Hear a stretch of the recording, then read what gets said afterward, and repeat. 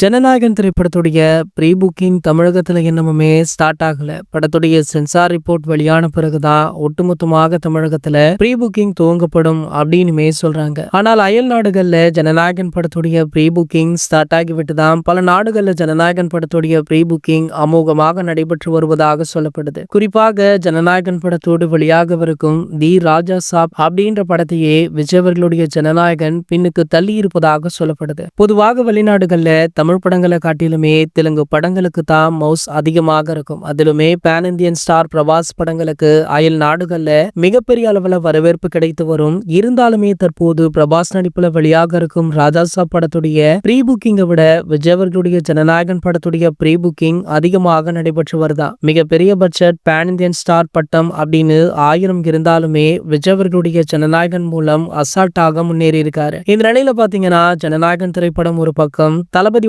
தமிழக வெற்றி கழகமுமே அதிரடியாக செயல்பட்டு கொண்டும் இருக்காங்க. சமீபத்துல தமிழக வெற்றி கழகத்துடைய கூட்டம் நடைபெற்றது.